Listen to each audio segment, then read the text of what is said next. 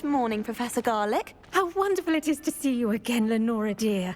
Oh, here. You'll need these for today's class. A little treat for your auntie. Ah, hello. Class, please welcome the newest rose in our garden. We do look forward to growing together.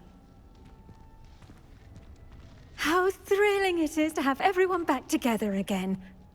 This year will be filled with enchantment and excitement, but the most important thing cultivated in herbology is knowledge. The prudent herbologist is no more afraid of the venomous tentacular than the bouncing bulb. Now then, today we will be acquainting ourselves with the mellifluous tuber known as the mandrake root. Accio. Let's see if we can't make our fibrous friends a bit more comfortable, shall we? First, let's protect our ears.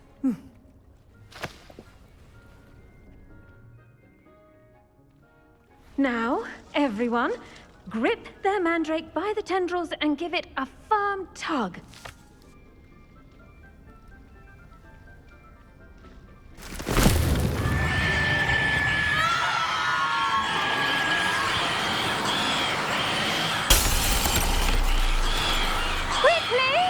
Place your mandrake in the new pot and pack down the soil!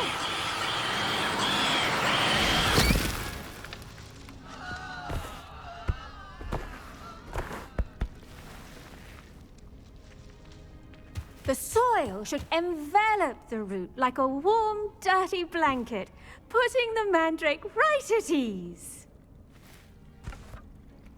Reparo! I'm very sorry about that. Yours was a bit mature, I'm afraid. All right then, off you go. Splendid work, everyone. Now, for our next task, we'll be planting dittany at our potting tables. You can all get started. I need to have a brief word with our new student. I should think Professor Garlick would be more careful with her mandrakes.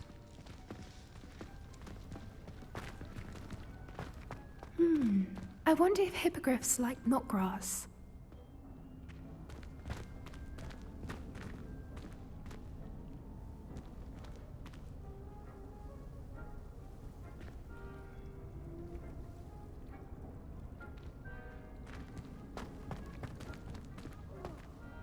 Yes, Professor. Firstly, well done with your mandrake. They can be rather difficult to get a grasp of. Actually, I enjoyed it. I couldn't help but catch your enthusiasm. How kind of you. It seems you're already taking to herbology like a mandrake to fresh soil. Now, as I mentioned, next we'll be planting dittany. Let us find you some seeds. I already have some, Professor. Picked them up in Hogsmeade. You visited the Magic Neep. Wonderful! A prepared student is bound to bloom. I've arranged for you to have your own potting table here in the classroom. Wasn't easy to spare one on such late notice. Plant the seeds there now, and you can return to harvest them later.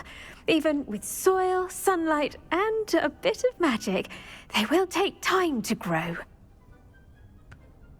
Let's see how to balance my star thistle arrangement. Dittany's restorative properties make it a vital ingredient in the Wiggenweld potion, as you all should know from Professor Sharp's class. Well done!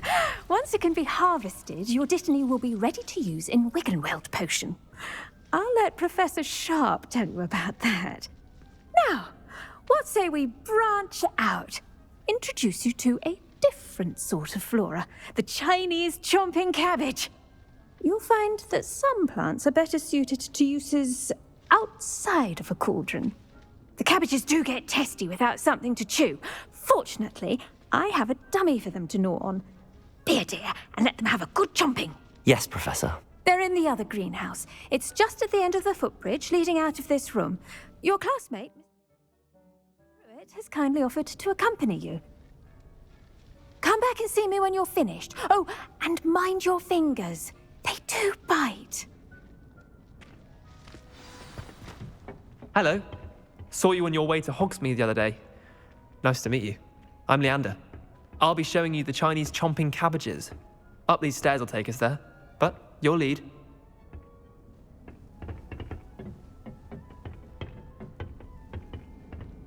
Nice work in Defense Against the Dark Arts, by the way. Excuse me? Your duel with Sebastian! And he's good. Thinks he's really good. But you outright slaughtered him. It was brilliant. Oh. Well, thank you. I nearly put Sebastian in his place myself. I mean, I would have, if Hecate hadn't stopped me. Didn't she stop that dragon skull from crushing you? Typical Slytherin trick, dropping a dragon skull on someone during a fight. We Gryffindors fight with honor. No offense. Sorry.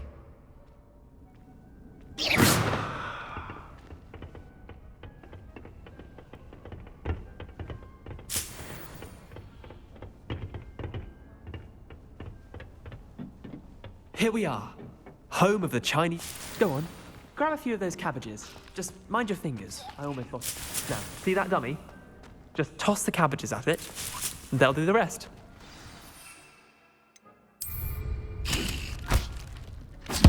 Look at that.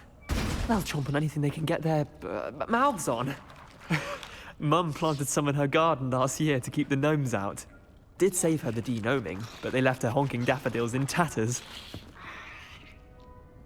Vicious little bastards, aren't they? My kind of plants. Not like stupid booba tubers and bouncing bulbs. The kind of plants that just have your back in a fight. Not saying you can't go it alone, but, well, imagine that wasn't a dummy. Trust me, Leander. I was imagining it the entire time. You were? I mean, of course, you're, not someone to be trifled with. I see that. Dogweed and Deathcap has more of them, if you're keen.